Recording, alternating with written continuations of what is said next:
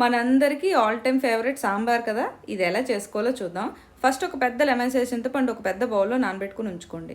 ఇప్పుడు ఒక cup of కందిపప్పు ప్రెషర్ కుక్కర్లో వాష్ చేసి 4 కప్పుల నీళ్ళు వేసి 4 విజిల్స్ వచ్చేంత వరకు వెయిట్ చేసి బాగా మెదిపి పక్కన ఉంచుకోండి. ఇప్పుడు ఒక పెద్ద వెజల్ తీసుకొని అందులో 2 టేబుల్ స్పూన్ల ఆయిల్, ఒక ఉల్లిపాయ, 2 పచ్చిమిరపకాయలు, అన్ని వెజ్జీస్ వంకాయలు, ములక్కాడలు, టమాటాలు ఏముంటే వేసుకొని బెండకాయలు వేసుకొని బాగా కలిపేసి మగ్గనివ్వండి. 10 నిమిషాలు లో ఫ్లేమ్లో పెట్టి తర్వాత ఇందులో మనం పక్కన ఉంచుకున్న చింతపండు పుల్ల, ఒక గ్లాస్ వాటర్, మనం ఉడికించుకున్న పప్పు వేసుకొని బాగా మిక్స్ చేసి 1/2 టేబుల్ స్పూన్ పసుపు, 2 టేబుల్ స్పూన్ల ఉప్పు, 1 టేబుల్ స్పూన్ కారం, 1 టేబుల్ స్పూన్ సాంబార్ పౌడర్, కొంచెం కొత్తిమీర ఆకులు వేసి 10 నిమిషాలు మీడియం ఫ్లేమ్లో పెట్టి మరిగించుకొని ఇప్పుడు కొబ్బరి తురుము, క్యారెట్ తురుము వేసుకొని స్టవ్ ఆఫ్ చేసి పక్కన ఉంచుకోండి.